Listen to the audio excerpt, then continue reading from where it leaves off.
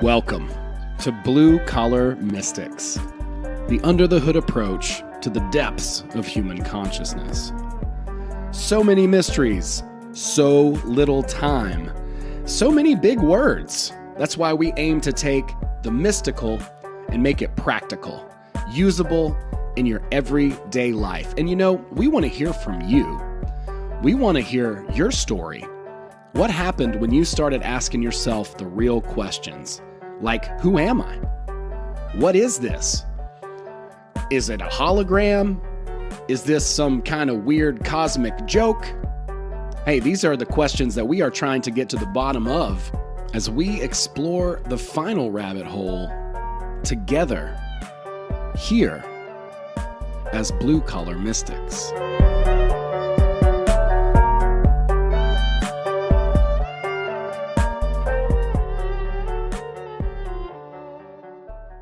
All right, welcome everybody. Happy New Year. It is 2023, January 10th, 2023, and got a great show for you. Really excited. Absolutely stoked. Happy New Year. Happy New Year. How about them dogs? Yeah, got to do it. Got to gloat a little, you know. You don't spend 30 grand on college because you're not very good at college.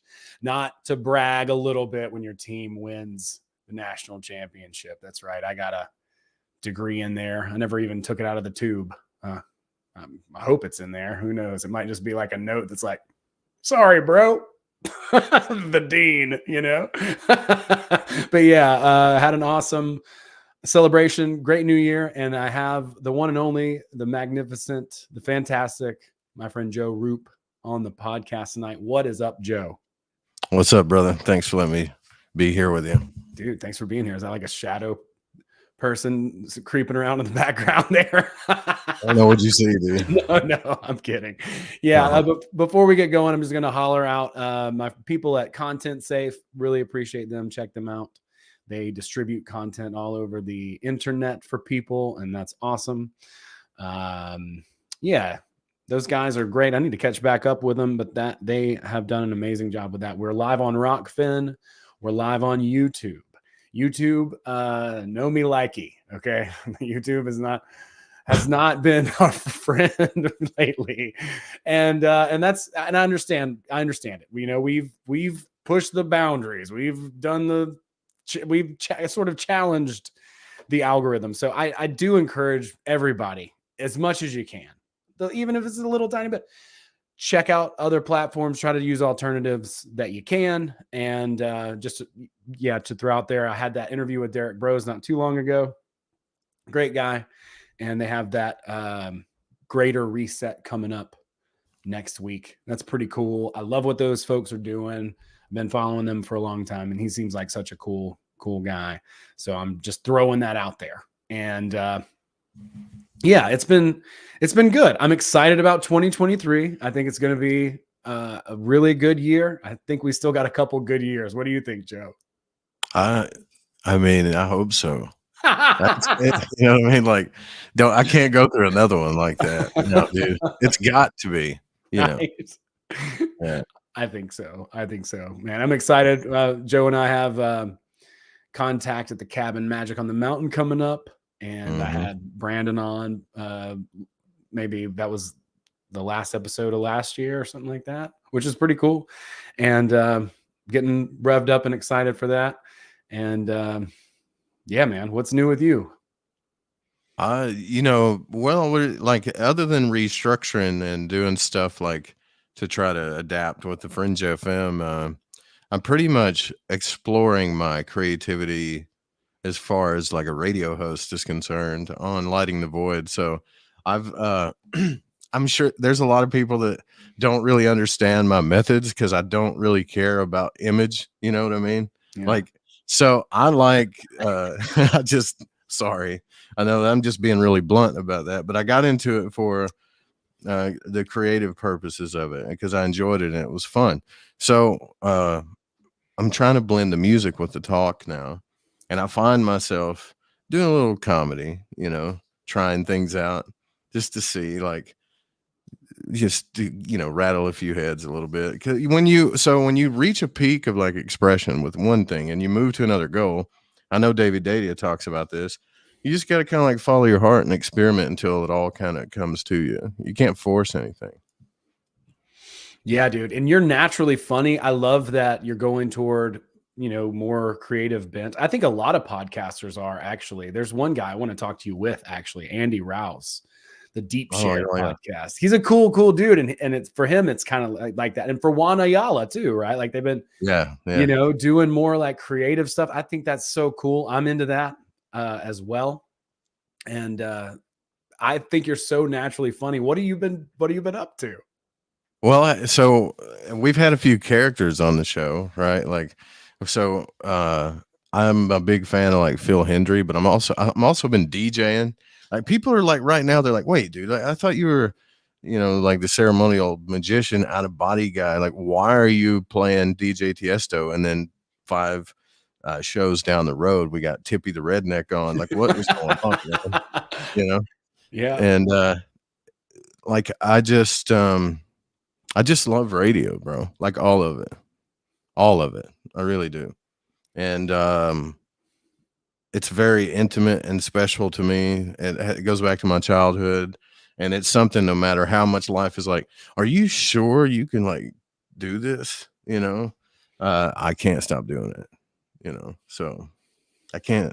I think that's awesome though. Like, I think everybody you have no choice, right? Like you need to follow your curiosity that leads to your passion, that leads to whatever you're obsessed about, Mm-hmm.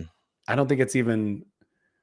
don't even think it's unhealthy to have something to be kind of obsessed about, No, man. No, as long as it's not a person, I think you'll be all right. Right. Yeah, that's creepy as hell. Yeah. Don't do that. No, but person. Like, what?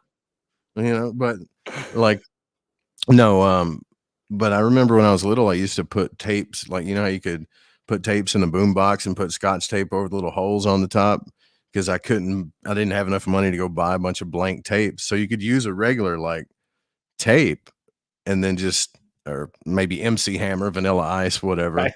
and then put the Scotch tape over the top of it, and you could keep dubbing over it. And I would do like characters and pretend I was DJing shows and stuff like that when I was little. So it's fun to me. Dude, I kind of the same, we did little skits and we're goofing around a lot when I was a kid. It was what we wanted to do. We were just having fun. My sister taught school in the basement. That's what she wanted to do. She wound up being a teacher. She's doing other things now, but whatever we do when we're kids is a huge telltale. That's one of the biggest things that I ask people when I work with them as and their clients is like, that's a huge question. Like, what did you do? How did you play when you were a kid? It can tell us a lot. It doesn't necessarily mean that that's what you're meant to do, but it can be a huge insight into who you are and your roots, kind of getting caught back up with that. Because I'm all about that too. The creative stuff and story is what I've been really trying to learn. It's hard. Yeah. There's a lot to it. Like storytelling, you mean? Or storytelling for sure, but even the format of story, and like so to take like the hero's journey or like an episodic show, a movie, you're going to see the same sort of patterns. Somebody's going to die. He's going to kind of come to like him. If it's a buddy comedy, they're going to get mad at each other and split and then come back. Yeah. Like there's all these intricacies too. There's the hero's journey, but and you've got like a premise, which is a story, but you need to add conflict to it. It's usually often a story is too simple. You actually have to kind of add more to it to make it. Well, I think if you just followed someone around with a camera, period, like just a person around with a camera, like 24/7, and they didn't know you were doing it, it would be a blockbuster, dude. It would be the best thing ever, right? Like it would be stories. There would be story arc after story arc after story arc. It would be amazing, but we're still working on being open as a society. So far, we're still doing this protective thing, I think, but we're getting better. I think we're getting better. Yeah, what was that Jim Carrey movie? The Truman Show. Yeah. You know, that's basically that. That's it. It's you following around, because we are all on our hero's journey. Like, it helps to understand stories so you can kind of prepare yourself and see yourself in context. Yeah. Like, fact and fiction, man, it's a mirror. You know, fact truly is stranger than fiction. But the reason why we are so resonant to story is because of the truth embedded in it. And when we want to like get ideas across, like, I don't think there's a more effective device, because it doesn't come off preachy. You know, it's Right. you're telling a story. It's an illustration. It's a metaphor. So, but also some people might miss the metaphor because, you know, the bell curve's real. You know, I think, dude, bro, like I've done over 1,000 episodes of Lighting the Void since like 2015 or whatever, right? wow. So, what I found is like even if you do 2 hours a night, 5 nights a week, people still are not going to know you. That's a small portion of your life. They may develop an image of you, and if you help them do that, then that's your fault, right? But even if you're as real and honest, even stupidly open, that's still not enough for people to really know who you are.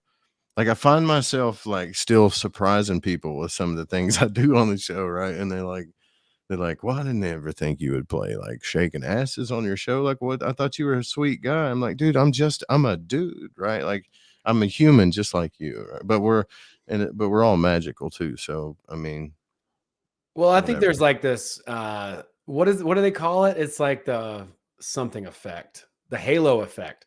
It's like Yeah, people project that's why they say never meet your heroes, because inevitably Alan Watts is a drunk, you know, like he probably yeah, would have even not remembered you, or whatever, where people do have these ideas about, yeah, it's hard not to, because I put myself out there a bunch and people are like, well, you seem to me to be this way. And for the most part, that's true, but there's intricacies and weird things about me that probably I you got don't to want it. sleep. I don't want people Just, to know, you dude. got to sleep next to him if you really want to How know loud I snore, you know what I'm saying? Yeah. Like Well, I cut down a forest by day and by night, you know. yeah. it's it's Well, I do too, brother. Trust me, I do too. So it but doesn't matter. Yeah. people are going to have those projections, right? And that's kind of weird, because it's like, why do I saw something on this, because like at a certain point the balance tilts and you start living as if you are the person that people are projecting onto you, which is Yeah, that I really, do. That's easy to do too, because I've fell into that a few times. And then you start feeling that pressure of having to do that, and it stresses you out really like bad. It's isolating and it stresses you out. And it doesn't matter. Like, you could have 100 followers, 1,000, 20,000. So, Snick, like this guy that's going to the event in Shasta, right? He's a buddy of mine now. He finally came to Daytona Beach and visited me. And he was like, I said, "How long have you been listening to the broadcast?" And he goes, "About 3 years." He goes, I thought you were black and had like 1,000,000 followers, though. It's kind of." you do have a soulful voice, like it's I said, buttery. "Well, a reality's a bitch, isn't it? Right? Like, I'm sorry to let you down." But it's just funny to me. That's all perception, that whole thing about it. Yeah, it is, man. It is. And I love in the chat, Alan Watts, CIA. So the story goes. Very likely. Dude, that's what I've like a realization that I came to. It was like, I think a lot of my heroes were CIA. You know, You think so? like a lot of them, Robert Anton Wilson, we talked about on your show a little bit, like how much I appreciate his work and how he put things.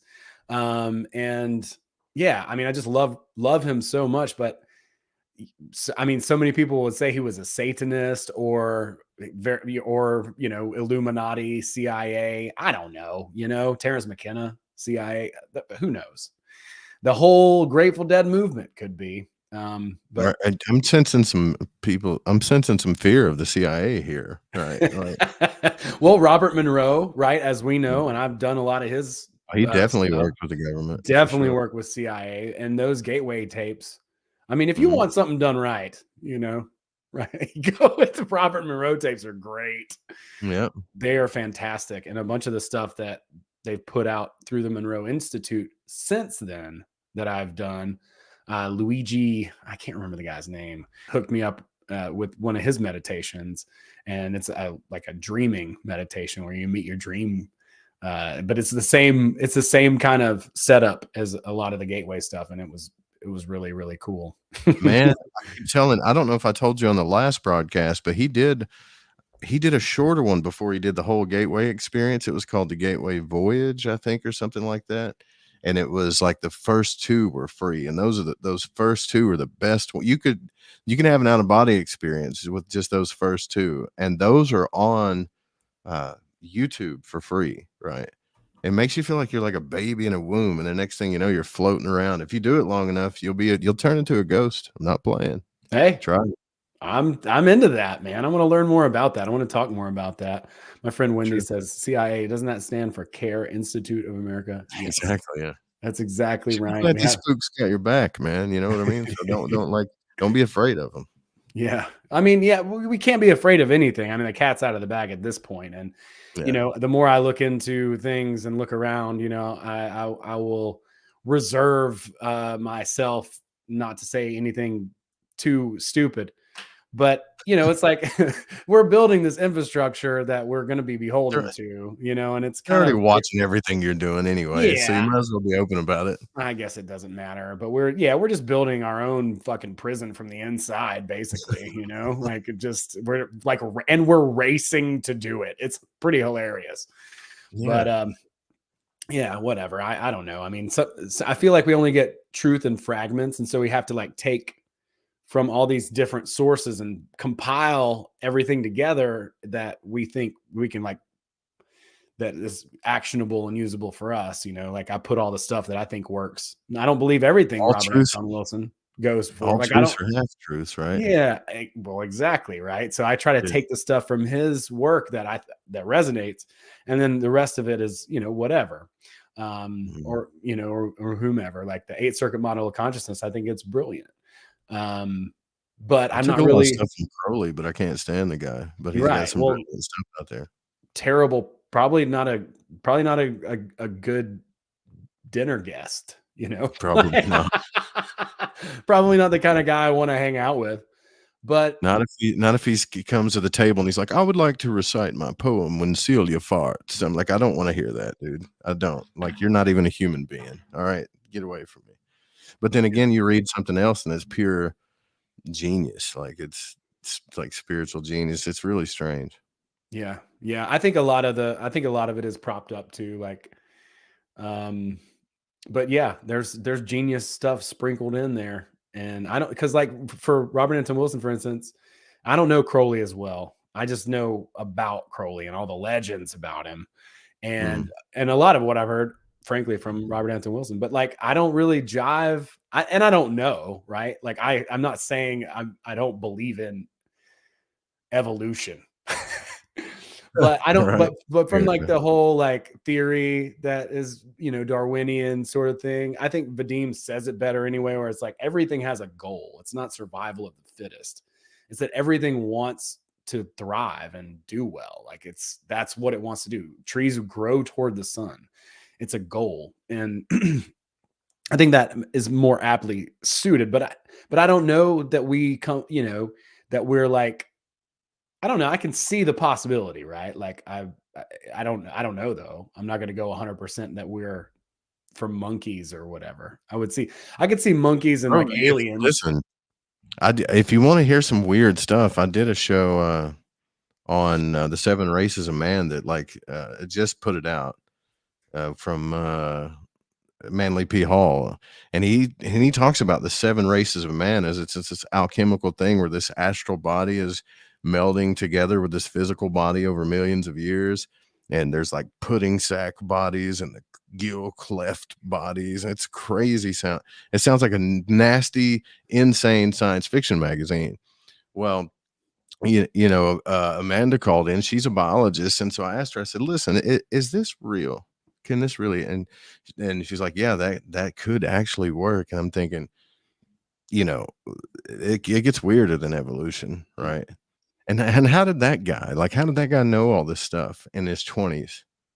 That's what freaks me out. Ascended masters, that's what he says in the astral realm. I've not met any ascended masters in the astral realm. I've seen Rorschach symbols flying around trying to shove me back in my body, and I've had some pretty strange experiences, but no masters have shown up yet. I'll just say that. That'd be pretty cool to write home about. I mean, yeah, like how do these guys have such incredibly deep amounts of knowledge about this stuff at such a young Yeah. age? Like Manly P. Hall too. Like he wrote like the Secret Book of All Ages when he was in his 20s, from what I understand. But that's insane to me. Like, let's talk a little bit about the astral shit. That's cool, man. That's something that I know that people will be interested to learn about. I'm certainly interested and have been curious about it, but I haven't had the experience yet, but I would like to. I'm intrigued. Well, I would say that if you're, it's kind of like when you know that you've done acid, right? So, you ever take fake acid? If you ever, like, people in high school are handing around fake acid and they're like, "Oh, it's acid," and you're like, "I think I'm tripping, right? Like I'm tripping a little, yeah." Until you get real acid, and Right. then you're like, yeah, dude, this is acid," and then you're fighting it for 8 hours trying to come back to reality. And so it's the same thing for the out of body experience. So people that will say, "Well, I've astral traveled," and then they start going, "It might have been a dream or a lucid dream. I think it was astral traveling." I think we're talking about two different things here, right? So there's remote viewing where you can just imagine stuff in your mind. Then there's astral traveling, which is kind of like you might see figures or projections or have a lucid dream. And then there's when you, like in the movie Ghost, when you peel yourself out of your body and start moving around and you can actually affect physical reality around people, even, you know. Um, and for some morbid reason, I became obsessed with that, like seriously obsessed with it, and managed to do it a few times. And then once I did that, then I just dove as deep as I could into the occult because I was hooked, on all that stuff. And according to Manly P. Hall's book, that's our next phase of evolution, is to separate from, not separate, but learn the arts of separating from our physical body. I mean, it makes sense to me, just the utility. Not very practical, I know, but No, I think it is practical, actually. I think there was a movie, it might have been in Waking Life, where he's talking about how you could get out of your body and check, as like a prehistoric man, is there a yeah, saber-toothed tiger out there? Right? yeah, You yeah, get yeah, a bust out, scope out the scene, is it safe, right? Do the first aid steps and everything. And then get back in your body and then go out there. So I think there is absolutely a practicality to it. I think we've probably lost a lot of skills and abilities that we've had historically because of the modern way that we live. I mean, yeah, yeah, I can't sure. And imagine. it's just like magic too, right? So we're all children of the divine, so our word is very powerful. But uh, just because we're not practicing or that we become aware of it, right, doesn't mean that we don't do it. So uh, we do the same in astral travel, right? So there's practicing aware magicians that are aware of their own, I guess you could call it magic, but it's just the play between spirit and the physical, right? And manifestation. And then the astral, it's the same thing. When we dream, we go through these different stages of consciousness through our ethereal body into the lucid states, into the crazy dream states, right? And come back we do this all the time at these different levels. So it's not like we're not doing it. We are. It's the awareness that changes the game, right? So you can become an aware manifester, magician, or an aware astral traveler, out of body person, or you can just live life and your magic is chaotic and all over the place because you're growing in a way of unawareness. And it's the same thing with it, like the out of body stuff. You can become aware of it and start to like work with it, or you can just whatever, man, let it do its thing. Yeah, It it's all pretty. comes out the same in the end. I mean, it's pretty So trippy. Yeah, I agree with that. I think it does all come out the same in the end. But I do think it's pretty cool that we have the option and the ability to do that kind of stuff. What, I've had a lucid dream or two, not too many, just I had a few, a handful, but certainly never come out of my body. Now there was one time where I think I was about to, and it fucking scared me, bro. Yeah, I was just I was just laying in my bed and just like meditating, and I was like kind of on the verge of falling asleep. And then I really felt like a tingly, yeah, and like a kind of whooshy, a little whooshy. I was like, Mhm. ooh, this feels like I'm about to get launched out of here. And Yeah. as soon as I felt that start to come on, I was like, nope. And I just like rolled out Yeah. of there. I was like, no, I got right out. I kind of like threw myself out of bed because it seemed like a lot. Like from what you're saying, where it's like, there's some people who have an experience where they see some shapes in their head. And then there's other people who get, just completely thrown out of their own meat suit and into some other kind of weird world. In the Robert Monroe stuff, he's kind of having these experiences where it's kind of happening to him partly, where he's like waking up in the middle of the sleep and he's kind of Breathing on like his etheric body sitting there on his just going breathing right, on him, breathing and he on his don't know neck. what's happening, right? He's wigging out. He's like, He damn, I'm a floats creep. above his dude. He floated above his bed, right? I mean, he's like, he floated above his bed one time and looked down and saw his wife sleep. It was his body, but he just saw the body of another dude, and he was like pissed, man. He's like, who's in bed with my wife? So that's how unaware we are. Like in the dream state or when we get out, it's almost like we're observing something else. But yeah, that's true. Like he went through a lot of crazy stuff before he started realizing what was happening. Yeah, he thought he was crazy. And he talked to one of his psychology friends, and his psychology friend was like, why don't you explore this? Otherwise, because he was thinking like, there's something wrong with me. He would like wake up and his hand would be like through the floor and stuff. And just like weird things kept happening to him like that. That's what he talks about in the first book.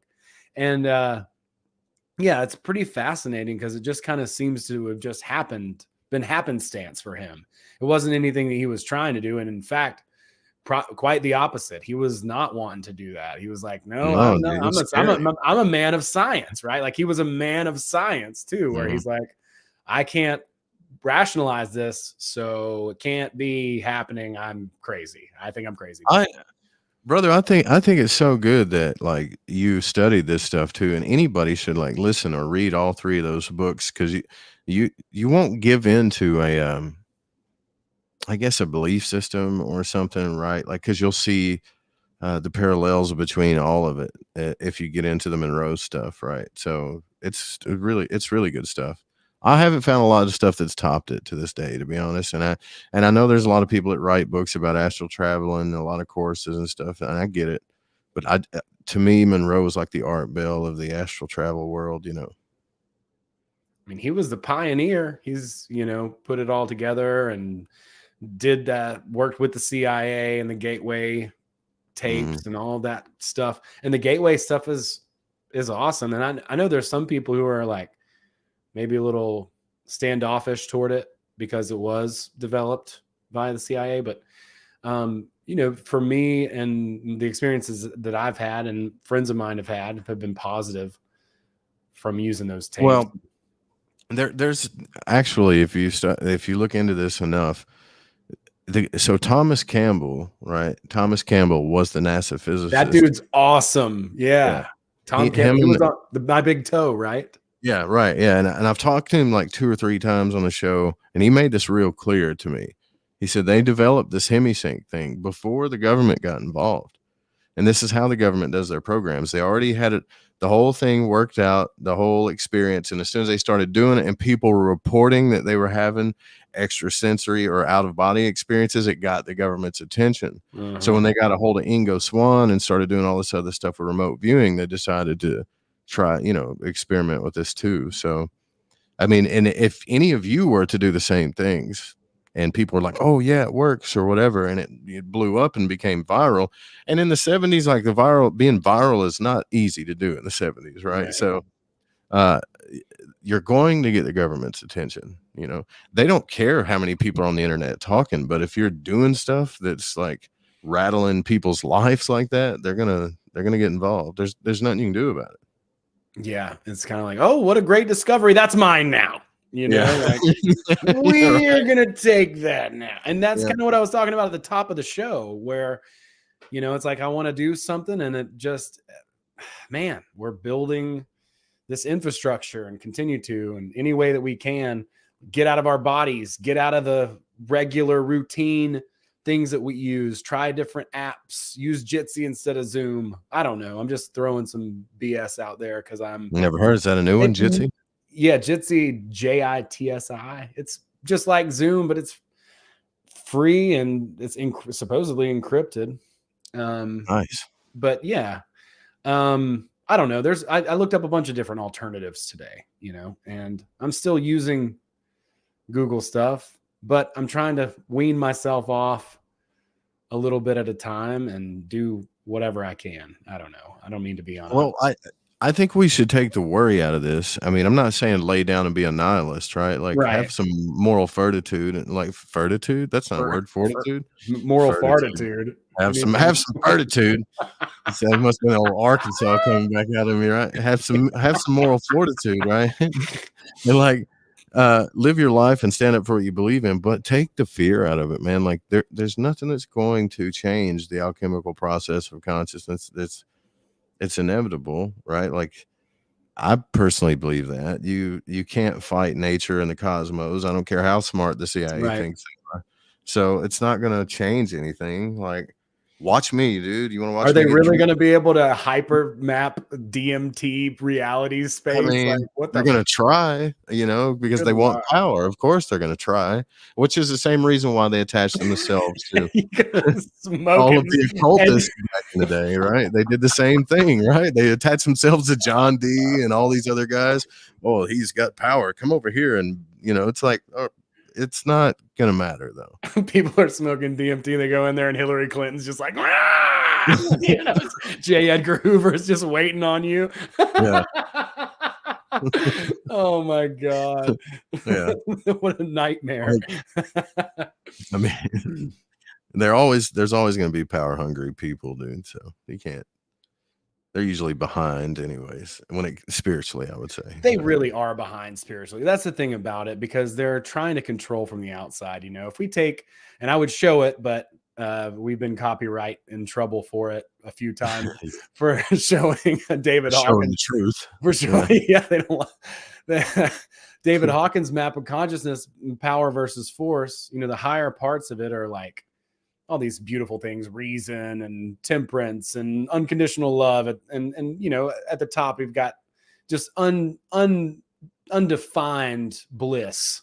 And then on the lower half of the consciousness scale is all the fear stuff, control and manipulation and all that stuff.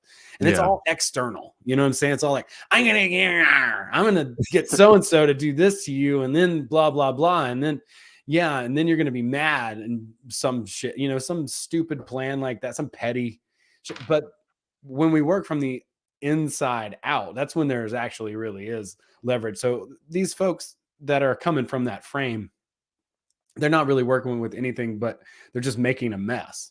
It's just, they're trying to put it in a machine. Like, I'm going to hook this, it's crazy, man.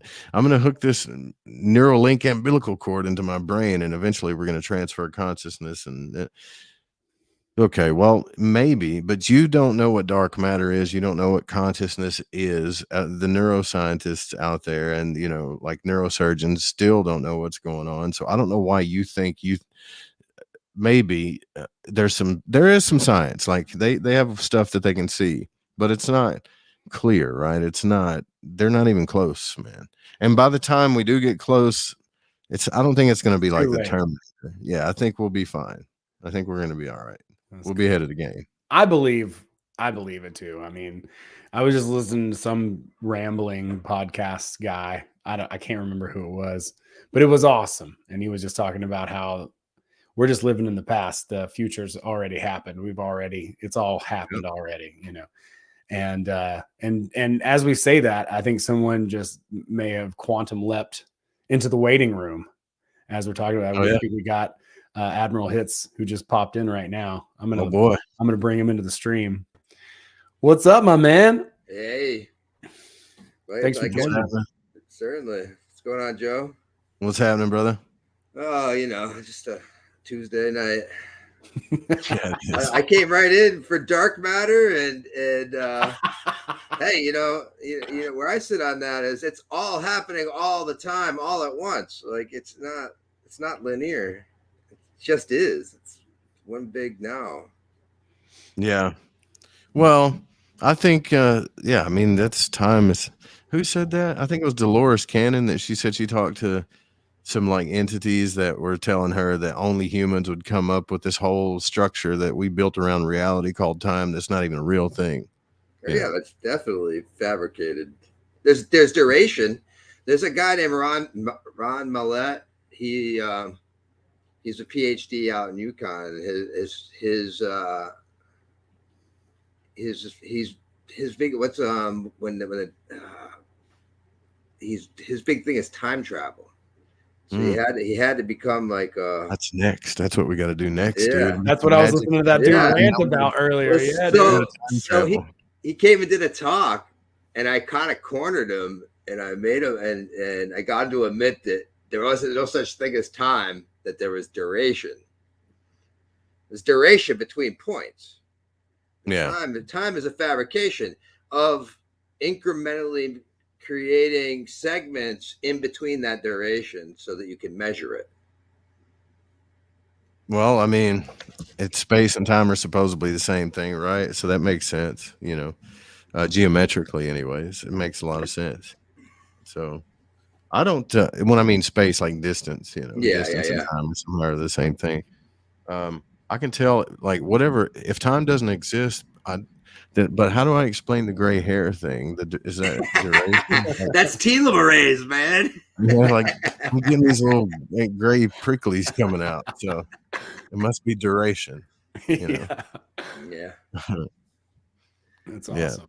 So, we got somebody in the chat here. Our friend PK. What does Joe think about the Carlos Castaneda books? I think they're amazing. I think it's the Carlos Castaneda books are so. To me, he's always been like a philosopher, like what we would call a philosopher, more modern than I would say, like Socrates or whatever. But philosophy is always moved. Philosophy is the fringers, right? Without fringers, without people asking the tough questions, or searching for truths, or seeing both sides of every equation, or searching for, say, the rules of like enlightenment or things like that, we would not evolve without people like Castaneda, right? So yeah, I love Carlos Castaneda. I mean, how can you not, right? How can you not? And I still learn, like I'll go back. Same thing with Robert Monroe. I've listened to these books like 20 times, and every time I go back and listen, I learn something that my ADD brain missed, a concept that I didn't think about, so. Hey, every one of these philosophers that have a big part in history and evolution of our thinking. Every single person is a product of all you touch, all you see is all your life will ever be. So everybody's got a little bit of blind spots, and it's keep on building on the last person's work and ideas until you can bring forth a very solid and concrete position. It's like you're not, a lot of times, it'll be 3 generations from now that will take one of our ideas and really solidify it to a true point, because like you just a lot of hypothesis and theory and ideas, or lack of the proper words to define what your thought is, to articulate it too. A lot of times I've had experiences that were so profound that I understand something in my total core, but there's no way to truly verbalize it for you to understand what I went through or whatever. So it's like I feel like everybody's kind of got their thumb on the pulse of something when they're really in it But it Yeah, takes but a bro, long like time. if you've ever like, don't ever like what you're saying right there. Like, don't ever think, no matter who you are, that if you was to write an autobiography of your life story, let's say you lived 40 years, if you made it to 40, dude, you've been through some shit. I don't care Oh what yeah, life. for real. If you wrote a real good autobiography and you were really open and intimate enough with your readers, it could be a bestseller. And that's for every human. So, like, I think we all have that capability to do that. It's just that how much protection and how much beliefs do you have that you're holding on to, and how much fear do you have that keeps you from doing these things? I guarantee you, if Owen wrote an autobiography and he was like open about everything and just put it on Audible, it'd be amazing, right? It would be probably pretty crazy. It's because something that seems mundane to us could really relate to someone else, you know. This is why I told you, circling back, why I love radio, because radio was mainly about storytelling, you know, or people's weird experiences, like Mel's Hole, or the dude that flew over Area 51, or something like that, or when people used to like let their ice cream melt in their car because they didn't want to go inside because they didn't want to miss what was on the air, right? But I think right now we are in this like day and age where everybody's trying to figure out the truth, so there's a lot of philosophy brewing.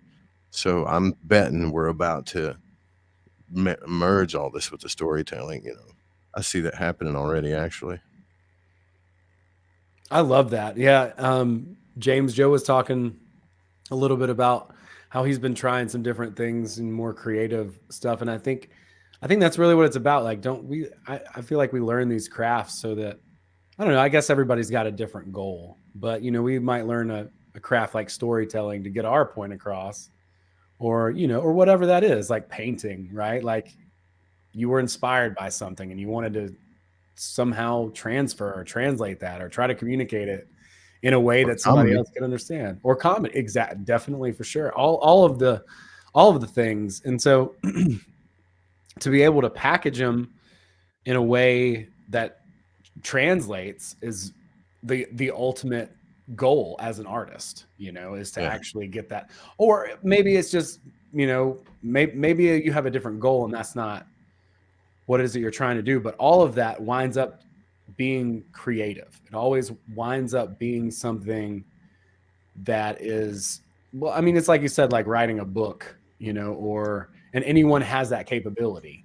We just need to be able to focus on our particular way to harness that and what to put it into. You know what I mean? Yeah. Yeah, man. Yeah. Yeah, yeah. There you go, man. Find your medium, whether it's Yeah. comedy, radio, um, beating on a cymbal, whatever it is, right? Like shaman stuff. I mean, uh, you're trying to, I think that's how we connect to people. It's like, hey, man, I had this experience. I don't know how to relate this whole thing to you, but I might be able to express it through art, or I might be able to build something around it to give you the same experience. So that you can go, whoa, right? And then that's kind of how we connect, and that's how we grow. But I mean, everybody's doing it through the internet now, so it's anybody's game, right? And which is even a more beautiful thing. So everybody has the opportunity to be a freaking artist or a creator. Now I see these guys like selling NFTs for hundreds of thousands of bucks. Just some dude like sticking his thumb in his butt or something, takes a picture, puts it up there, and it's like, man, that's beautiful art, right? And they just give them a bunch of money, right? Like, but what, it doesn't seem magical, but the guy that was willing to just do something like that and express himself gets rewarded nowadays. Well, So if by you're taking these definition, old beliefs from the nuclear age and 19 whatever, and you're trying to keep forcing them on us right now, I'm telling you, you're way behind, man. Like, it's time to manifest. It's time to get going. anything you create is magic. Yeah. I mean, you're purposing resources and finitely focusing energy on something, and it becomes right. Yeah, we only call That it is- magic because we can't see it. We can't see the so-called science or the website behind it that's doing it. We can't The mechanism, the can't see the mechanism. mechanism, right? But So don't it's they don't they define magic as I'm probably butchered this, but I've heard people define it something like magic is the ability to create, like to have something happen in reality that you thought of, basically. it's to create through your will, your To willpower, create through will. Okay. and understanding that your will is different than your desire. well, focusing Will- energy. Will is something entirely different than your desire. Like if I desire money or a new car or whatever, the will is the thing that's behind it. The will is in your heart. So when you get in line with your heart, then you'll know why you want the money and the car and all this other stuff. Oh, well, is it because you want to get laid? No, why do you want to get laid? Is it because you want love in your life? Really? So did you think, so you have to get in line with, or maybe just whatever your thing is, right? But you have to get in line with your will. And so the magician takes you through the elements and theurgy and the operations of the moon or the illusion, right? To deprogram you, not to empower you, but so that you remember who you are in a sense spiritually, right? That you can manifest through your will. And then it gets into the alchemy stuff, which I'm on the tip there, right? I'm riding the edge. It's pretty chaotic. What's alchemy? Can you give us a quick definition? Transmutation into the higher self. It's a surrendering to the higher self. Basically, there's lots of different forms of alchemy, but a higher truth works on many different levels. And alchemy is one of the first things that teaches you this. So physically, you can do puffer alchemy and work with chemicals and stuff, and during certain alignments. You can do certain theurgical operations. You can combine the two during certain alignments. You can do spiritual alchemy if you want, and just simply study the 7 stages. And if you want to put the astrological energies in there, you can do that too. But what you begin to understand is these energies, these stages, happen in everything, right? So this is why they call it the operation of the sun, because the sun is learning just how powerful you are. Once you're in that figure 8, total balanced alignment with spirit and matter, right? When you realize that, you ever seen that picture, like what is it called? The Aurora Borealis, not the Aurora Borealis, but the Ouroboros. Yeah. And he's eating his tail, right? Why is he eating his tail? Because he's under the illusion that the poles are separate.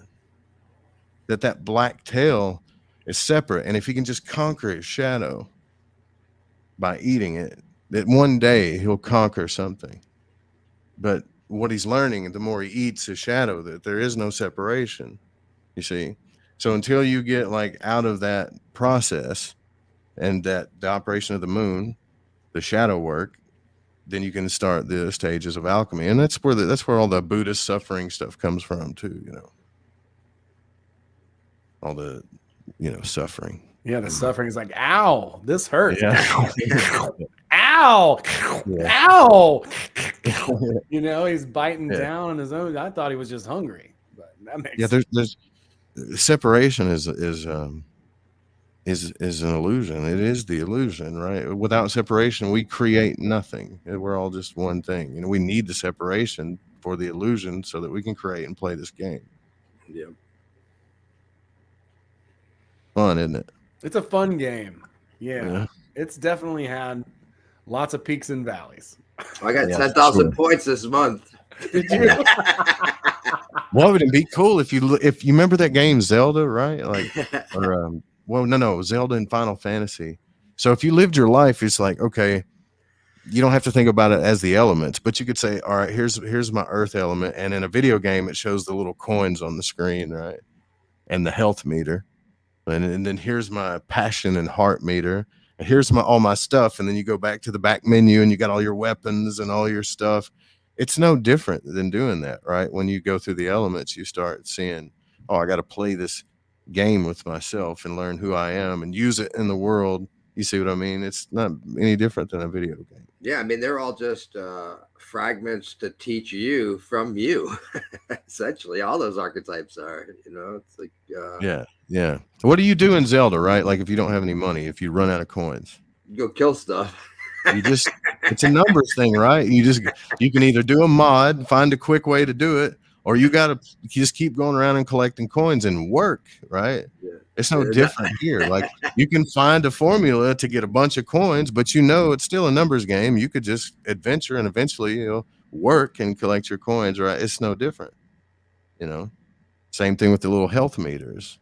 Well, it is practical if you think about it. So, we're just trying to visualize that, to create more of a game. It's like we have all these meters inside of us with, that we're not aware of that come out and, emotional outputs. It's like you wake up and you feel tired or terrible or sad. Your meter is way down, but you're aware of that in the game you're physically playing in life, but you're separate from that character that you're controlling. So you need those meters to give you an idea, like, oh, he's not feeling good, right? But and then when you conquer death, the fear of death, then you're like, oh, fuck it, I'll respawn. I'll just hit reset, right? But you actually have to conquer the fear of death first, that's the only thing that separates life from the video game. Yeah, well, it's a model, right? It's you don't know that you respawn, and you know what I'm saying? Like, you don't really know. You still have an unconscious program. It's like, this is it, man. This is it. This is all you got, And then you don't know what happens after you die. So, our cat's going crazy. I don't know if you can hear that, but sorry. Well, there's theories about what happens when you die. There's lots of theories, yeah. Yeah, it's interesting. I'm always curious about that. Monroe took dude, he ran into 9 different people that had 9 different things. Like, one guy thought he was Satan to take him to hell, and another person was like, thought he was his brother, and then another person just was this random dude that was stuck between worlds. And I mean, even after all of Monroe's explorations, he still never clearly defined what happens after you die or where you go and all this stuff. He couldn't define it, really. Well, I mean, if you die before you die, then when you die, you don't die. Hold on. That's what did you just say? I said, if you die before you die, then you don't die when you die, because you understand the concept. You've broken the veil of the fear of what it means to be separate, right? And so, like, there was a certain, before I had a couple of really profound plant medicine experiences, there was definitely a certain amount of, like, I got to get this done before I die kind of angst, right? Yeah. And then I had these experiences where I was like, oh shit, I am it. I am everything, right? And like that fear and that angst dissipated because I was just aware that, man, it's just a game. Yeah. Just playing a game, playing a very intricate game.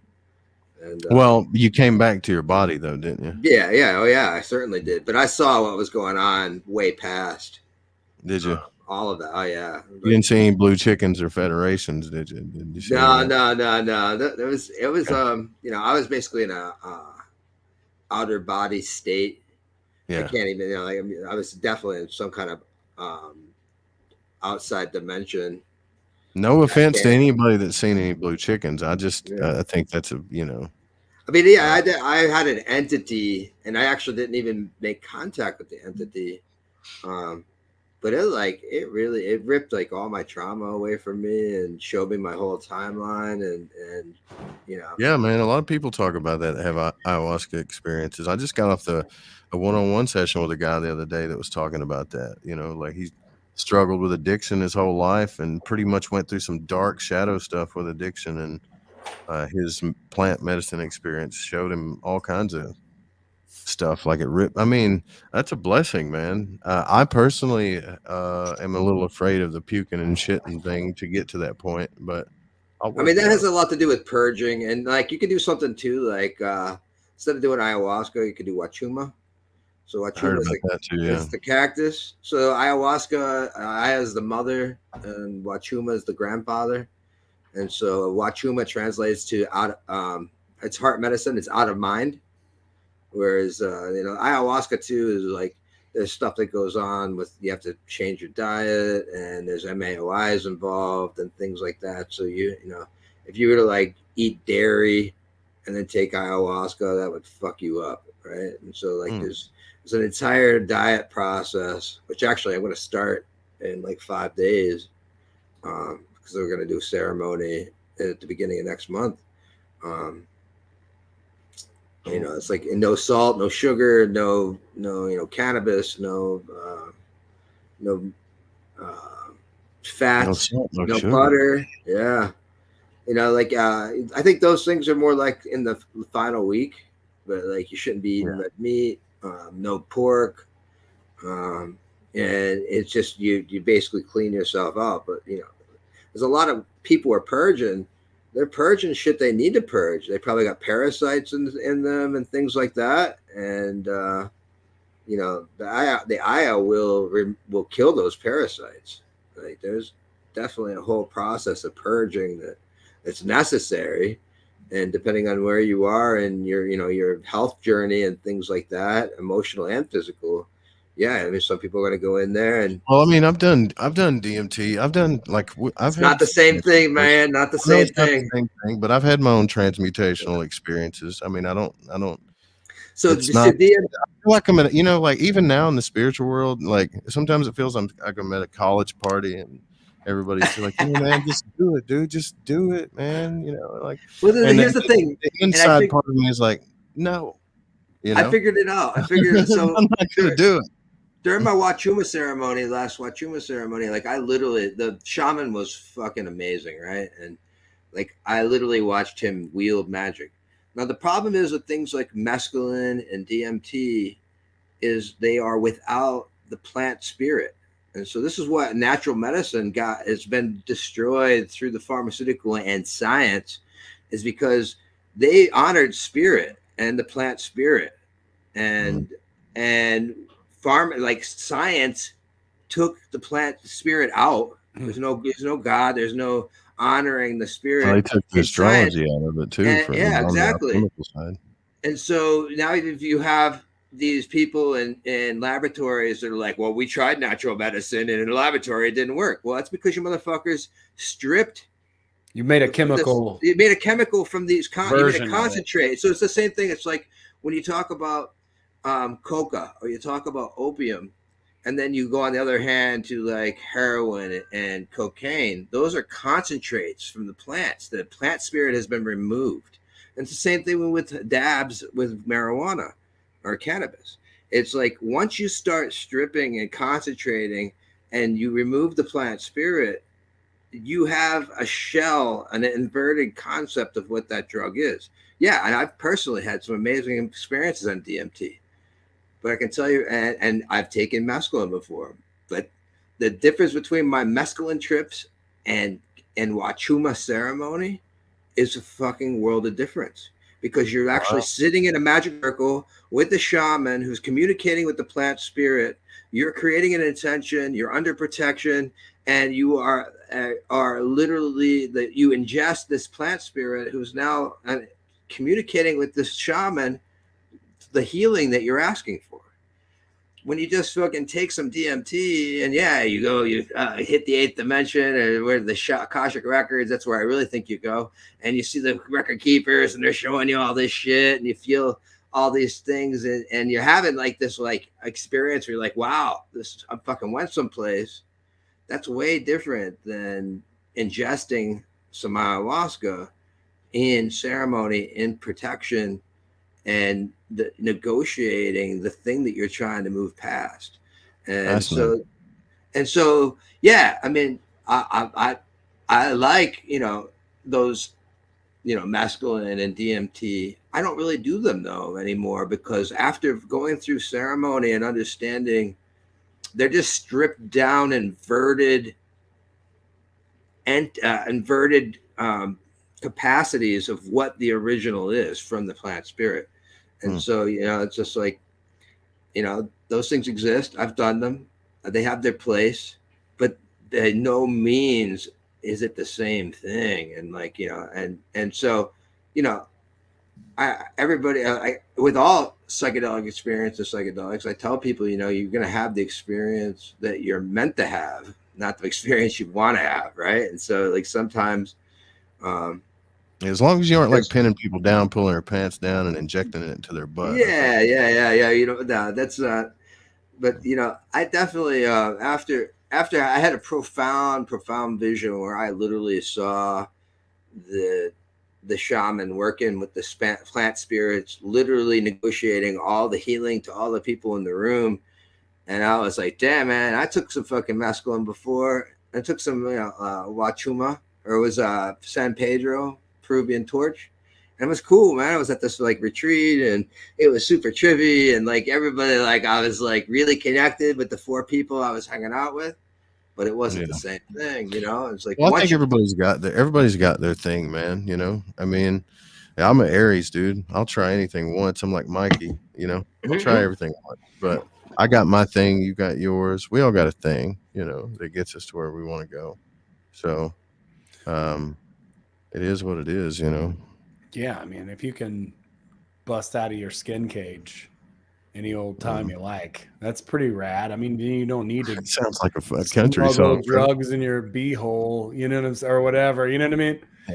I don't mean to be graphic. I apologize, but I'm just no, dude. I like the idea of not having to use, and obviously, no one is you know, is saying to do anything. But yeah, without, but you it's just, bro. You're do what you're gonna do. I'm not I mean, anybody from doing what they want to do. Really. Exactly. Do whatever you want to do, man. I used to like, what you want to do. I used to, you know, be like, man, fuck that. I don't need no shaman. I don't need a trip babysitter, right? And it's like I literally thought that was some bullshit, right? Until I literally saw the whole thing and felt the whole thing come together. You know, it's like I would need a babysitter. I think most people would. I guarantee you. You know, I would need one. But to leave your skin. So for instance, I had an experience once where I was in a relationship with this girl, and I got really spun, and I kind of like, I didn't collapse, but I decided gravity was taking its full effect and I was no longer going to fight it. Right. So I sprawled on the grass, and I lay down, and I'm looking in the grass, and I look over at this piece of grass, and I'm like amazed at it. And then all of a sudden I realize I'm looking at me as a human being, as the piece of grass that I was just looking at. Right. And so now I'm looking on this piece of grass, completely conscious of the entity that is myself, the physical entity that's myself. And I'm looking at myself as a human. And then I realize, holy shit, I am everything. And I fucking shot out of my body. And I literally experienced 2 years or 3 years of everything I said to this girl from not my perspective, but from her perspective. And I felt everything that she felt. And even when there's times where I wasn't being mean or trying to be mean, but I'm just like, I'm fire. Like I could feel all these experiences that she was feeling from my crazy, like, super powerful presence. Right. And so like I came out of that thing, and I completely was like, holy shit, I didn't know you feel that way when I'm talking and interacted. Yeah, right? yeah. I was like, you got out of your own perception. And yeah, exactly. And I completely lived like, whatever, 2 or 3 years. I mean, it was literally everything I ever fucking said to her, right? Good and bad. And even and some of the good things, it's like my excitement and shit would fucking her wound up. And I was like literally experiencing all the things she was experiencing when dealing with me. And it was like, holy shit. And at that point, I was still an atheist at that point. I was like, man, that weird little chip thing happened to me. But like, looking back at that, it was so profound. to be able to have that experience and to be able to experience myself, not only as a piece of my human self, looking at it from a piece of grass, but also from her perspective, was absolutely that's mind numbing. I still think back to that experience and like, holy shit! Like it's one of the most humbling things I think I ever went through, because I was just being me. I didn't realize how impactful my energy was. And that, folks, is storytelling. That's right. That's right. Yeah, we were talking a little bit about that earlier as well. And just how all these things all fold together, man. You can make the most impact with that, because if you're like, hey, man, you should try some drugs. Or if you tell me that story, I'm going to be way more compelled. Well, I never advocate, I don't advocate people to necessarily do things like, like you should do whatever you do, with the proper intel, with the proper research, with, set and setting, all the things, like really put some energy and effort into, an experience. Bro, I've heard people that are like, I got this podcast we're producing that had, they're talking about their not mescaline, but ketamine experiences, right? And I thought, okay. But the more they started talking about their ketamine experiences, it sounded like you got to hear the story. You can't just say, "Oh, this is the one thing I hate about it." Well, I don't say hate, but it pisses me off because I've heard some other talk shows are like, "Yo, shamans and people that or do psychedelics, they're just trying to find reasons to get high because they can't get high on stuff anymore." And and I disagree, man. I totally disagree with that shit, because like, some of these ketamine experiences I've heard are just as good as the DMT experiences, or even ayahuasca experiences, or the same damn things that happen to people that have to really do a lot of trance and focus and like work to get out of body, if not more. So it all leads to the same place. And if people are having spiritual experiences, you should leave them alone and let them do their thing. You don't have to like judge them for it all the time, Yeah, it's like that's basically you're just adjusting a crystal that's communicating with the universe. Like you're having, and like there isn't one communicating device on this planet that doesn't operate on quartz crystals. But what is an MDMA? What is LSD? What is mescaline and DMT? They're all crystals, right? And so, but I could also communicating. When I was smarter than, I could also remember a day though, like when I was smarter than my phone. Me too. Like, this is a different day and age. Dude, it wasn't that long ago, bro. 2013, I still had a flip phone. Did you? It's only been 10 years. Now it's 2023. Yeah. So yeah, I didn't get a smartphone until like late 2013. 2017 for me. That's probably a good thing. I mean, even still, dude, like, it's only been this long, and look how far we've slid. I used to know every single phone number I needed in my life, memorize my entire schedule, everything, and now it's all outsourced. And there is a thing, there is something to be said about not holding on to information and data that you don't necessarily need. I mean, it sucks needing something else for that, but to outsource that so you're not cluttering your brain. I mean, there is a certain element of assistance there that I'm not ready to just knock off, but like, I try to leave that fucker in the other room a lot until I absolutely need it. Yeah. Well, yeah, I mean, it is whatever you want to do to everything's spiritual. Let's just be honest. Like it all is. Yeah, man-made. What is that? Yeah, right.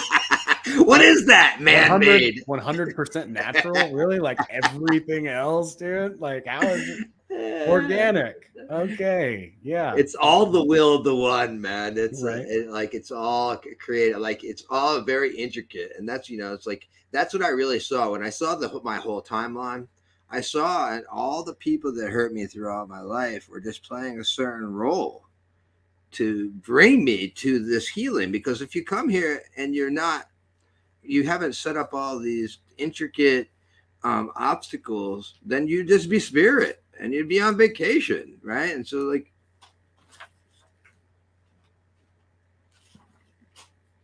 so this just in.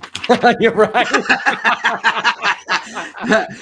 Jonesboro is the storytelling capital of the world and the oldest town in Tennessee. Wow. Right, that's Damn, where I dude, you live. got an assistant handing you flashcards. What the hell did that start? Right?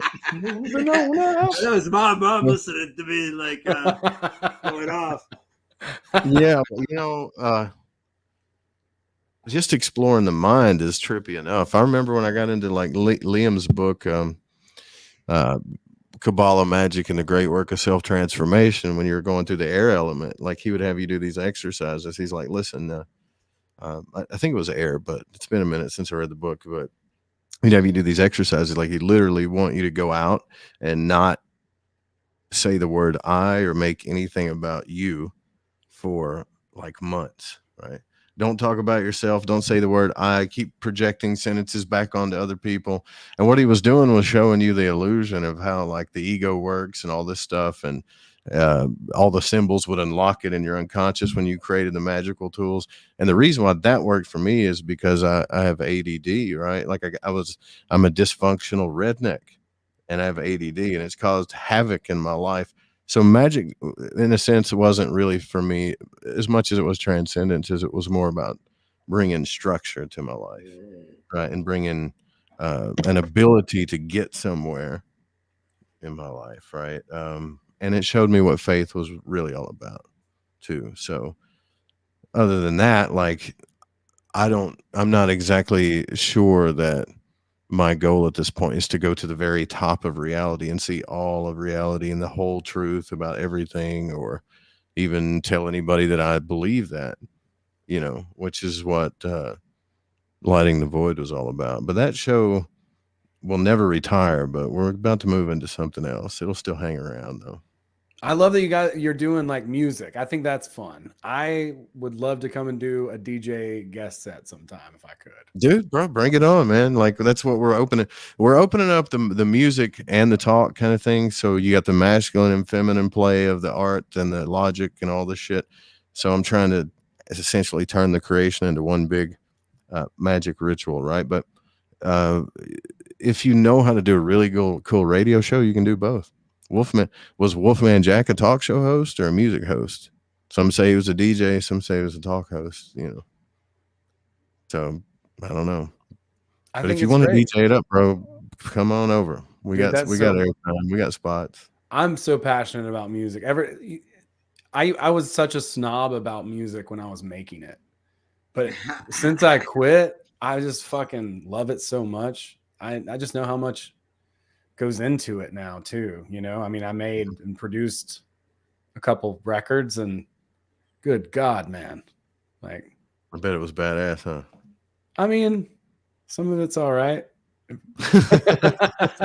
I produced a Gong CD, and I listened to that thing 4 times a day for 6 months to get it right. Yeah.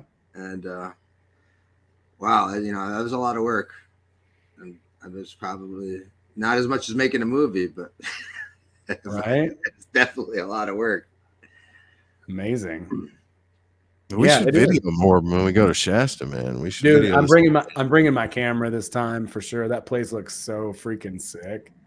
It's got like levels to it.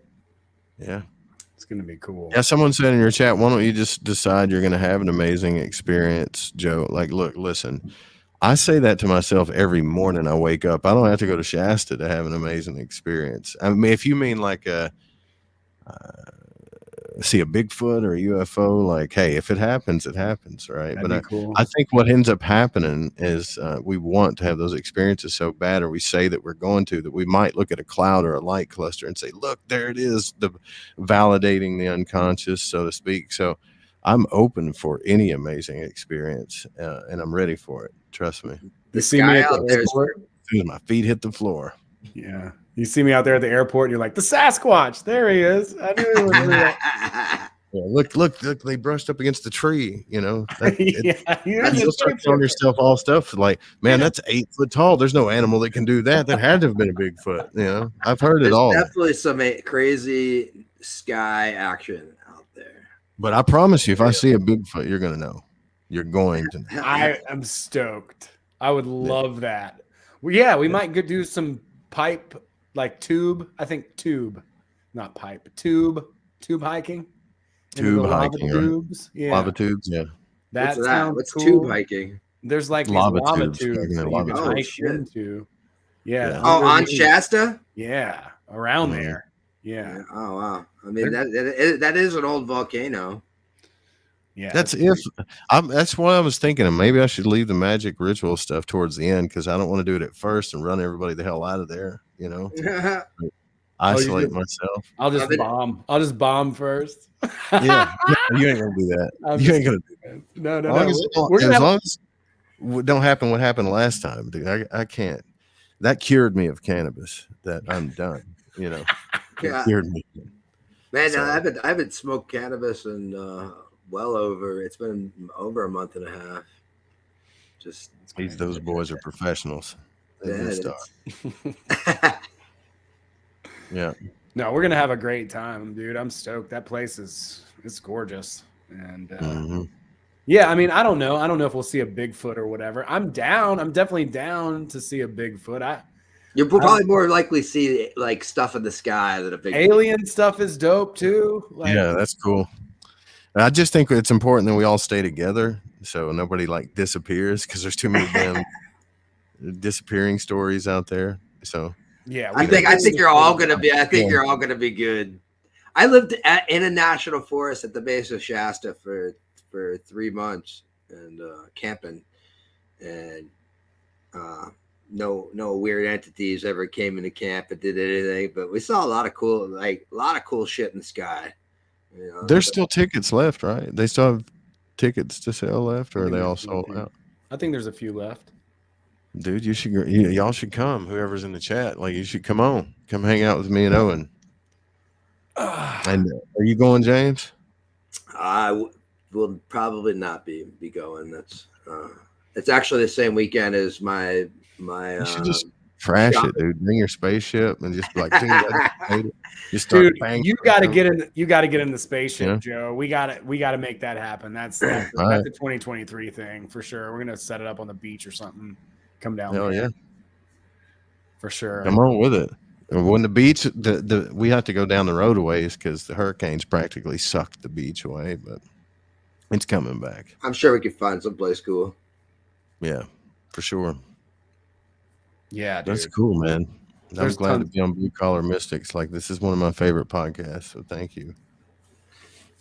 Hell yeah, dude. I love having you on. I love it's just really cool how we kind of got linked up and we have hit it off since the beginning. It was pretty cool how all this just kind of magically happened. Well, the coolest people I met, obviously, you guys, Amanda introduced me to you and then Anthony and other people because she was a big listener of the show too. And I feel like certain people that listen to the show kind of do know you and others. Well, she did. And she's like, well, you got to meet this Owen Hunt guy. He's just like you and he's cool and he believes all the same stuff that you do. And, she said the same thing about Anthony and stuff started kind of coming together after that. So, dude, things I was so stoked. I was like, I'm on the radio. I was so stoked, man.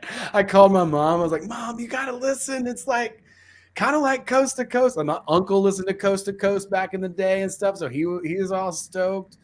And it's amazing how many people have a taste for this kind of thought or ideas, right? People that you wouldn't have otherwise thought who are interested in some pretty magical or woo-woo, spiritual, whatever you want to call it, aliens, time traveling, whatever, altered consciousness kind of stuff. But it's awesome. I think you're right when you're saying the people are really thirsty for the truth. Yeah, man. Yeah. More than I can remember. Either thirsty for it or afraid of it. One of the two. Well, I ain't figured that out yet, but I'm both. I think it's all the same, really, right?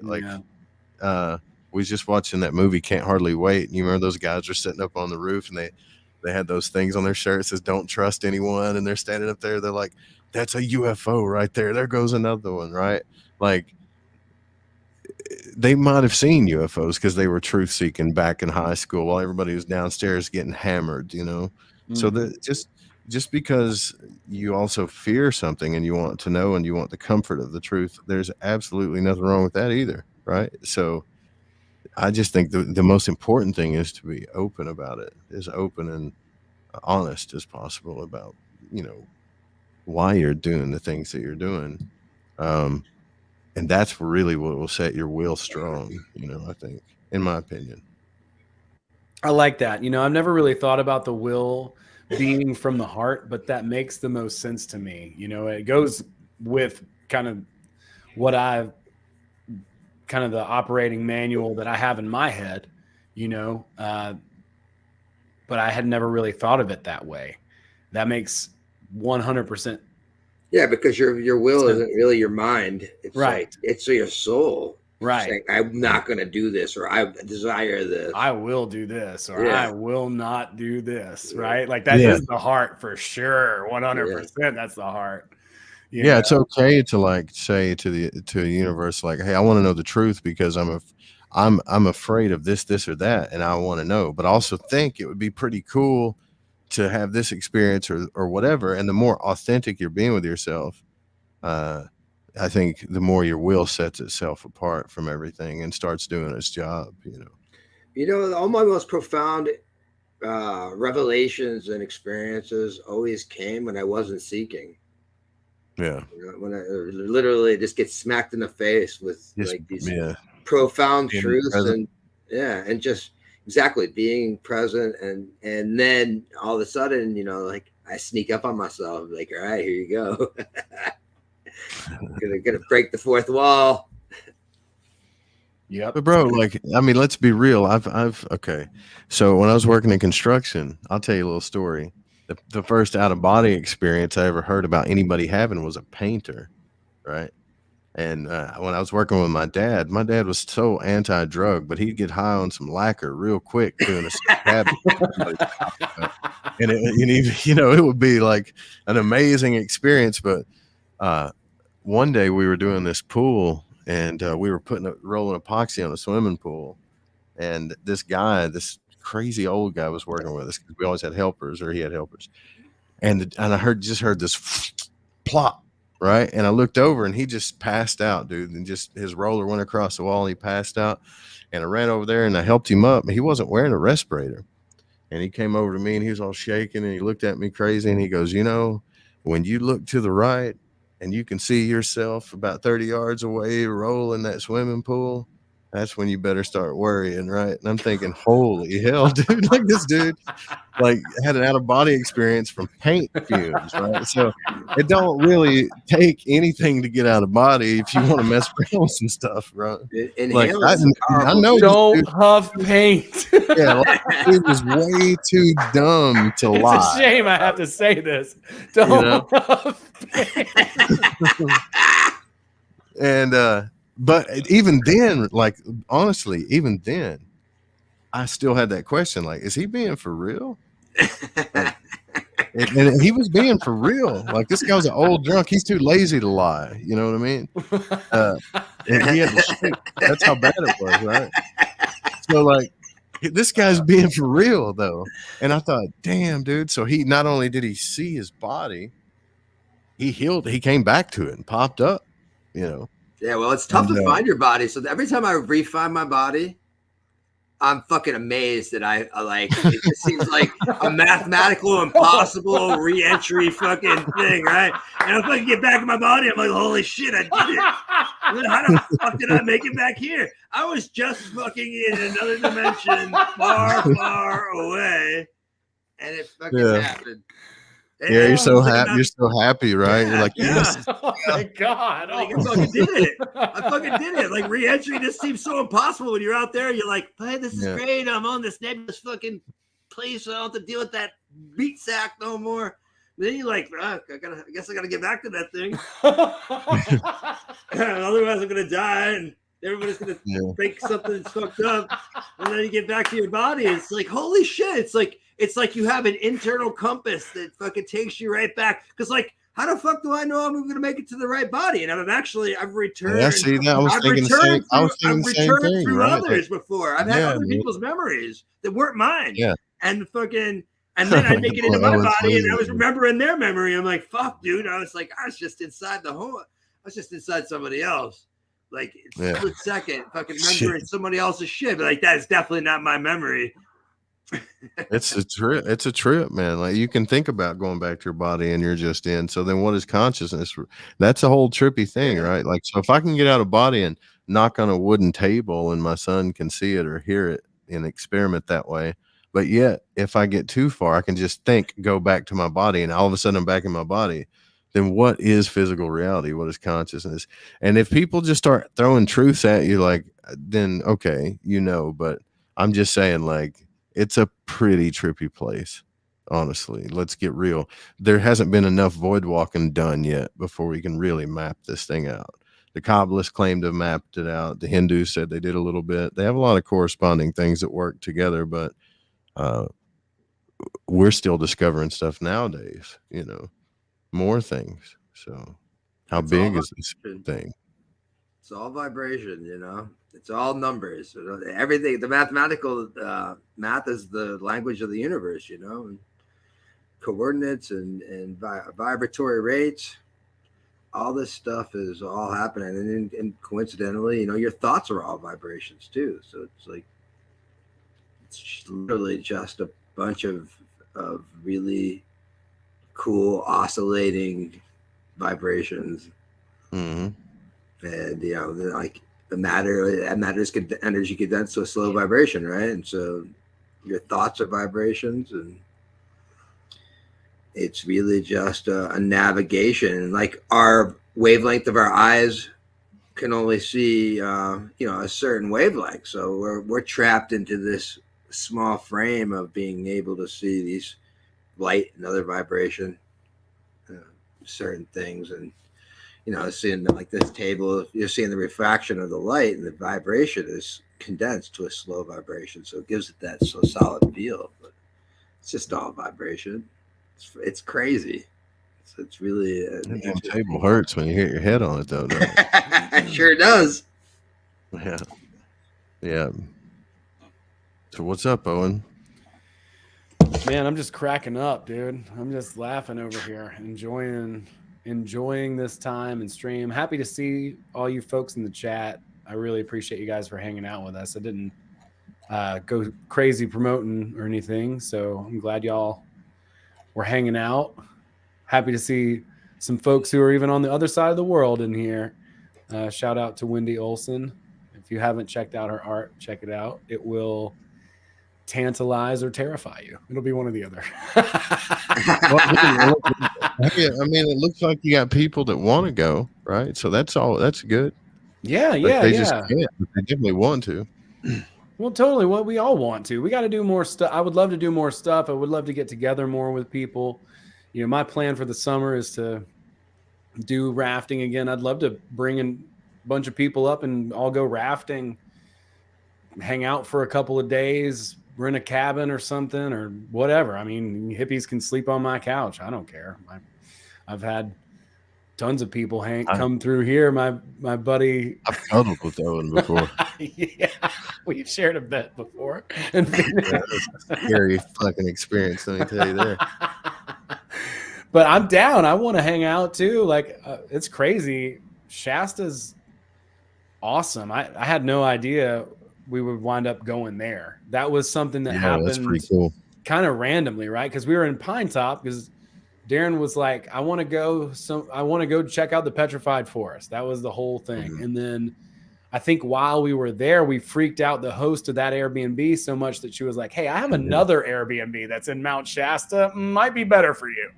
And I thought it was remote, and then we got there, and it was like a cul-de-sac. We were camping. People were camping in a cul-de-sac, and no, I mean there was plenty of room for everybody, but the neighbors were kind of ticked off because we're loud and all that stuff. And This place is way more, secluded. It's a little bit further out. There's no houses directly right beside it or whatever.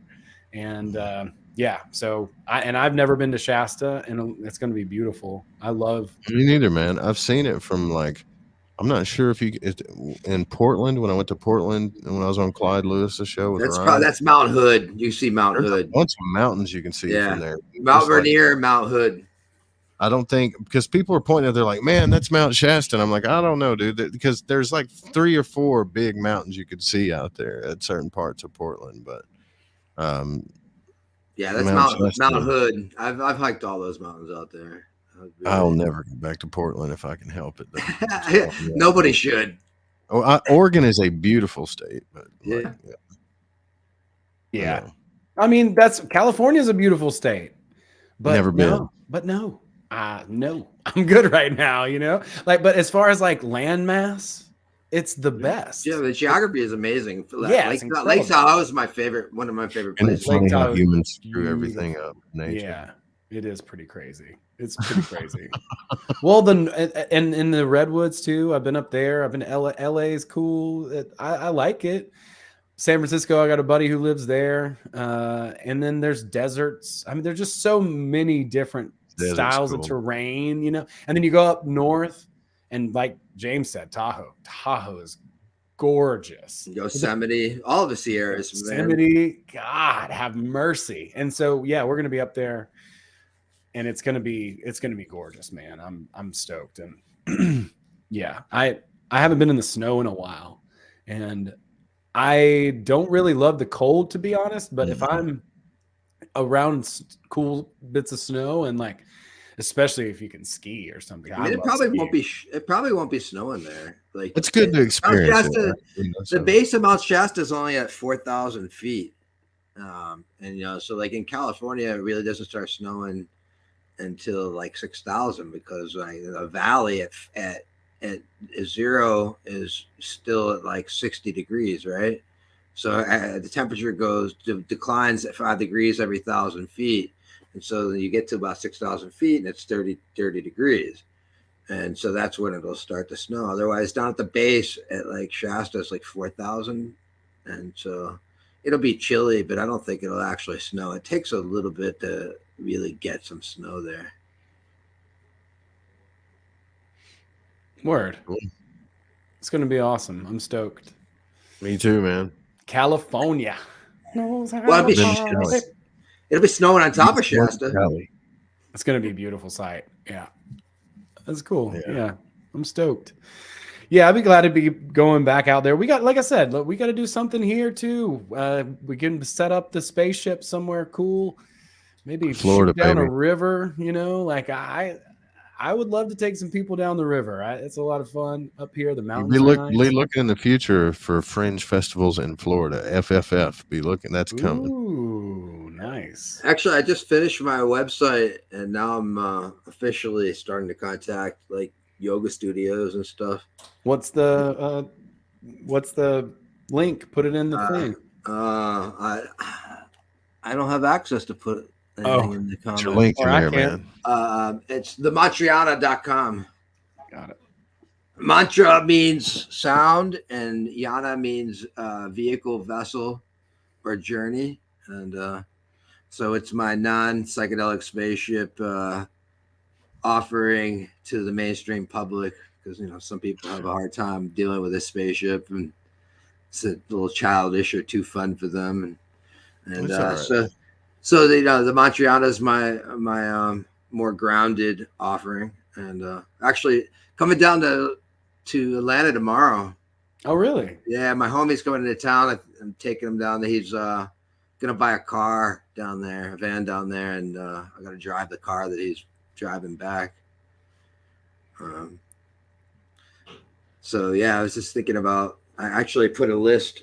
I started making a list of yoga studios in Athens and that area too. So, there's definitely a couple around here. Yeah, for sure. Yeah, man. I'd love to introduce you to anybody I can. I want to do something here. It'd be cool. It's a cool town. I just need to talk to some folks and just do a better job of organizing. I think we're doing pretty good on organizing some comedy shows, or at least better. You know, I got a friend who knows a little bit more about that kind of stuff. So maybe I can transfer some of those skills and abilities into doing, you know, some sort of, I would say, mixed event.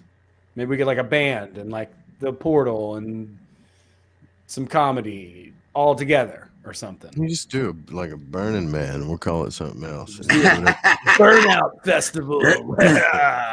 No, actually, I'm not going there this year. I'm taking a hiatus, a respite from the burn. I can have a new experience. I've gone there enough. Wendy says, "Come to Australia." I agree. So, Wendy, that's definitely a big plane ticket to get all that equipment over there. But I got friends that aren't they still trapping people in Australia though, or can they leave the country yet, or what? I think they can leave now. They can leave now. Cool, man. I was asking Chance from like Magical Egypt. That dude got depressed from that stuff, man, because they were, you know, last time I talked to him, he was upset because they had him on lockdown over there. I mean, I know it's been rough over there, and she's sure, yeah, that's good. Wendy's a factory. She's making art, you know, and trying to keeping her mind up, and it is tough though. Yeah, I mean, that's got to be over, man. Like, let them go, dude. Yeah, like, come on, right? Yeah. Oh no, but China, the stuff going on in China. Hey, did you know that people get sick and die? Did you know that? Did you know that happens? I didn't know that happens because when I was a kid, people died of the cold in the fucking hospital. They just died. You know, they fucking died. Their immune system couldn't handle it no more. But that don't happen now. Yeah. I'm like, shit. It's wild out there. Yeah. I love talking about that stuff, but yeah, you know, it's not for everybody, you know. But it's like you said, if you die before you die, then you don't have to die. Well, that's the whole thing. Is that when that shit's happened, I was just like, okay. I'm like, I'm not lucky enough to die. I still gotta go. I still gotta go another 40 years in this fucking meat sack. This is gonna get worse. The TV told me I should be scared. Oh no! Oh, Jesus! Like, oh, come on. You probably won't even have to. You don't have to worry about being scared, man. Not until you're like, I mean, even Jesus showed you there's really no point in being scared until like right before you're about to die, and then you kind of doubt it for a minute. You're like, oh shit, wait, did you leave me here alone? All right, cool, I'm ready. You know, I mean, we've been for a while before the pandemic started.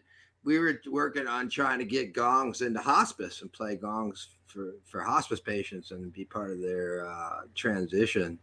You took the spaceship into the hospital? Well, I mean, you don't take the spaceship, you bring a gong and a stand.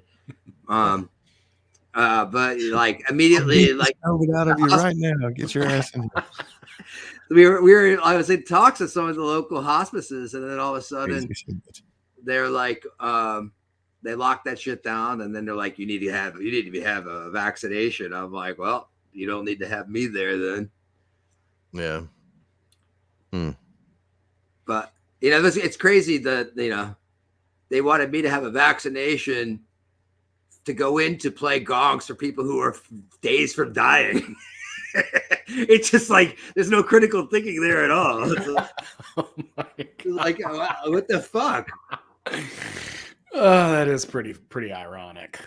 You're like, what is it to protect me from them? Like, what the hell?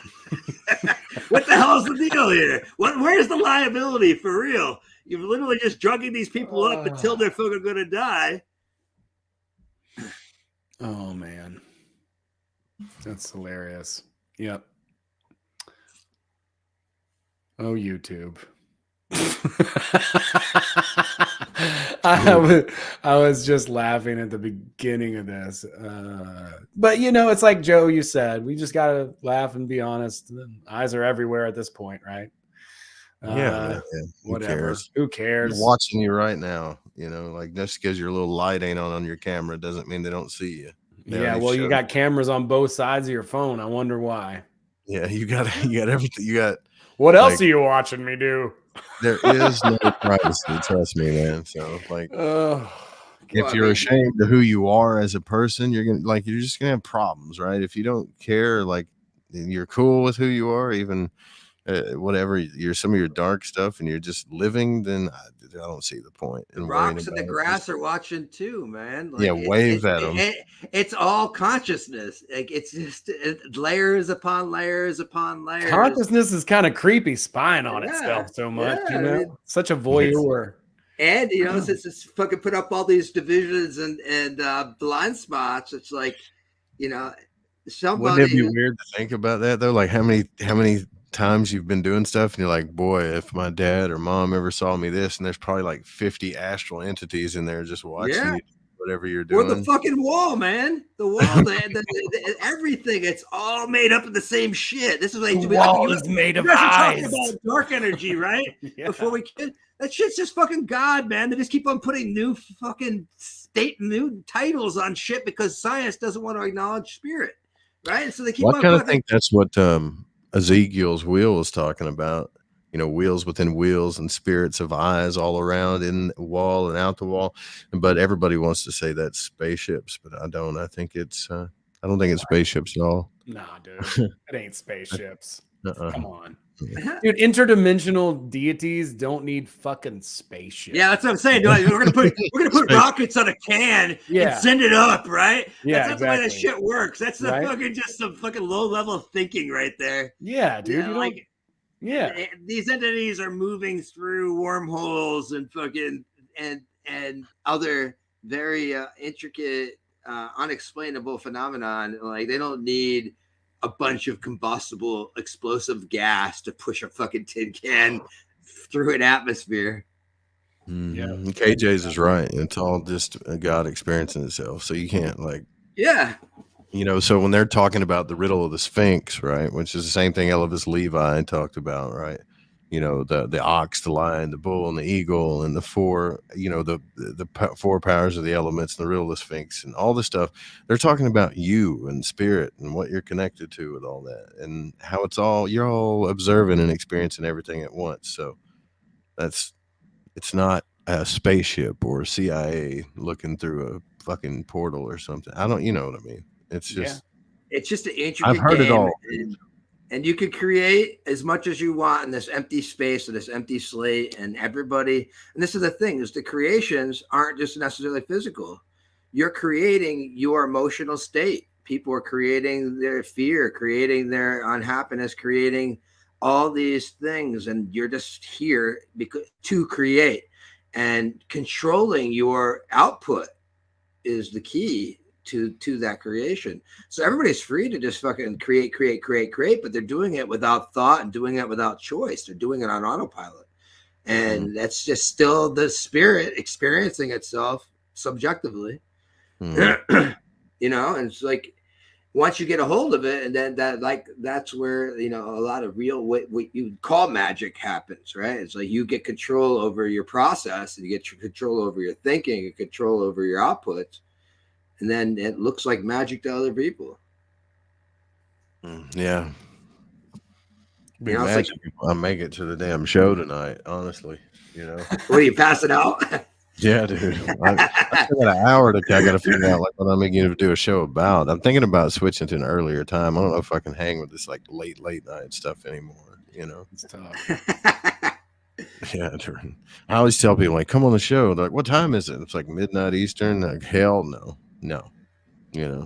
Hey, but the people out west get to go for prime time, right? Yeah, I'm tired of them. Just tell them it's in astral time. It's in the astral time. I'm not tired of the people out west. I'm just saying, like, we got people doing late stuff now, so that's cool. Might switch to doing a morning show and just wake up, like turn to this new energy thing and just show them the other crazy side of me and do a morning show. I don't know. So you don't know what your show is about tonight? Dude, I don't prep. I do everything in the moment. Nice. Back in the day, I would, even when I do guests, people are like, what are you going to ask them? What are you going to talk about? I'm like, and guests would send you like questions, right? Ask me this. Ask me these questions. And I'm like, dude, I'm not going to ask you those questions, right? Like, It's going to so take me lame. about an hour. It'll take me an hour or more to figure out what I want to talk about, and then I'm going to talk about it, and usually whatever. Might not be the most professional thing to do, but it still works for me. So, Well, it depends on, I mean, if you were promising like a episodic crazy, like a serial episode. Yeah, like a serial show or something, or I don't like structure either. Yeah, well, especially if you're having I think if you're having a conversation with somebody, obviously they might have something they want to promote or whatever, but I mean, that's the best part is you get to ask the questions. That's what makes you a good interviewer and why you should have a conversation on your show, in my opinion. Yeah. Like, and if somebody comes on, I usually, you can ask Owen, I try my best. Some people are so dead set on philosophy. It's okay. But I try my best to get a story out of them, like, tell me your story, man. I don't want to hear about what you think. I want to tell me what happened to you, man. Like, tell me a story. That's more interesting to me, I think a lot of people think it's boring, but it's not. It's not to me at all. I think the story is a great way to get into that. It's like if I know who you are and where you come from, then I can understand your philosophy. If you're just spouting pontifications at my, you're slap you giving me memes all night, right? You're gonna come up with all this stuff, and that's great. There's some incredible thinkers out there, but I do want to know where people come from because it contextualizes their philosophy for me. So now I'm like, oh, I understand you. I see you. Now I can like you and trust you because I know who you are, but you got to have to start out with a little bit of that anyway, I think. Oh, yeah, man. Yeah. And I'm always looking for weird stories. So if you guys know anybody's got a weird story that you're absolutely afraid of to even put on the air because it's so whacked out, just send them to me. I got about 15 or 20 of those. Right. You got some Mel's Hole stuff. I'll definitely do that. Like any of that kind of crazy stuff. What is it? Just any kind of weird, crazy stuff, People claiming that they've been abducted by octopuses, whatever. I'll talk to you. Yeah. That's That's right. I love that stuff. Dude, like it could happen. Anything could be. Dude, that's what I want to hear too. That's my favorite kind of stuff. That's why I love the Fringe, man. It fills that gap. Yeah. And Michael Strange and Jess Rogier on there too. Michael does a good job of like asking. He'll ask like a deep, polar kind of question, and then he'll get the phones ringing all night, And then I just try to make people feel as awkward as possible. I love the call-ins too. The call-ins are awesome. It's so fun to have people call in and ask a question or whatever, chat, like even just share their opinion, not necessarily even ask a question. Like it doesn't have an authoritative kind of frame. It's just an engaging way. And I don't know. I grew up on talk radio. I just love it. Well, it's unscreened too, right? So every now and then you might get this Adam guy call sometimes. He's like, I don't know, man. I just got really high on coke and I was playing video games all night and I just wanted to say hi, and you didn't know that I was like a wanted man. And right. Like I've been dodging the cops for 4 years and I could be talking about something totally different. This dude just wants to call in and say that. So to me, it's kind of fun to like deal with everything on the fly. Right. It is fun. It's funny too. When stuff goes wacky. That's funny. Yeah, but then like there's the technical side too. When it doesn't work, it just all sounds like shit, but that happens. We are spending more money to fix that, right? So okay, yeah. Well, thank you for doing it. I think it's awesome. I'm a big fan. Fringe FM. Tell everybody a little bit about it and what you are potentially going to talk about tonight on your show and where they can. Man, I don't even know. Like I was going to talk about this like on the show, but I've got to come up with something to talk about now. After all this, my head's harass you over there. I may take you up on that, right? So come in, I gotta hear stories again. Okay, all right. I'm gonna ask you a different question this time. He's got some zingers, bro. I can vouch. 100%. I don't know. Like I don't know. I know I have a guest tomorrow night and another guest the next night. So I don't know, but I'll hit you up, James. Yeah, right on. We'll hang out, man. Yeah, I'll come and have a lot of fun. Shoot the shit. Yeah, just come on over, dude. Tell us the craziest story. I'm talking about crazy, the craziest, realest one, and I'll see if I can ask. Actually, I got. Oh man, definitely got some good ones. Yeah, that's good. And they can be real life too. It all doesn't have to be. Yeah, like, no. I mean, a lot of my shit is like legit. Fucking happened. But to your question, right? Like, so that we're kind of restructuring this thing so that DJs, podcasters, or anybody that wants to do a radio show can just simply hook up with their mic and headset, take a little bit of coaching, and do it. But we're kind of switching the business model up so it works better, right? And then we're going to eventually do some events here and try to do more events throughout the year and help people grow their creatives, right? And give them a place where they don't have to worry about what they're saying. You don't have to, this platform brings me a lot of traffic because people can't figure out how to use a podcast feed, but right, like this place over here, you can say whatever you want.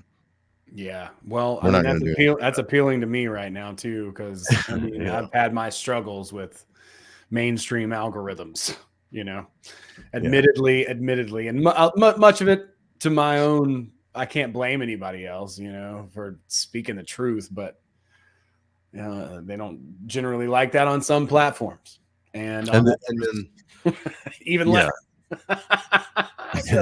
So yeah, I think that's a good thing, and I want to encourage people. Like I said, even at the beginning of this, I was saying, hey, check out other platforms. What else can you do? Fringe FM is super user friendly. It's got a freaking app that you can just download and listen to it. You can just open it up. You can vote on your favorite shows, songs. You can just go to the website too. Yeah, and you just immediately push the play button. It's like really easy to use. Bro, Juan is beating everybody right now on the Fringe with votes.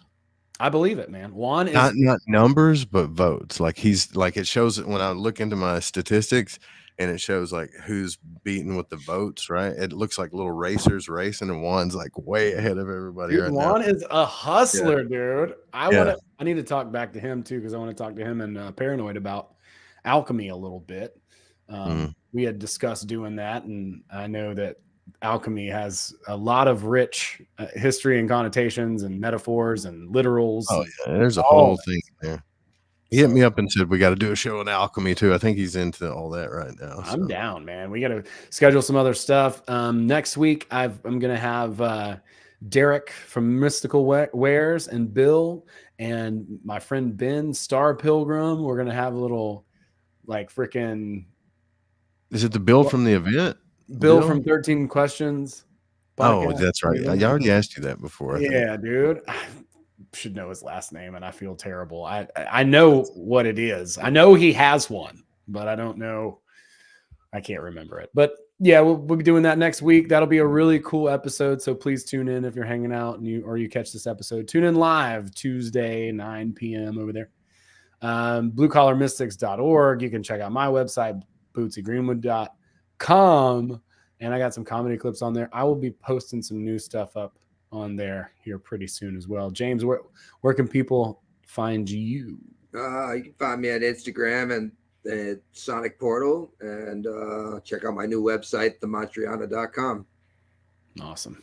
Well, thank you guys so much for being a part of this show. It was a really, really fun show. I laughed, and I like laughing. Yeah. So let's do more. And thanks everybody in the chat. Thank you so much for kicking it with us, for being active and asking great questions and putting Joe on the spot and being awesome and making me laugh more, because it's my favorite thing to do. Have a great night. Much love, everybody. Peace. Take care.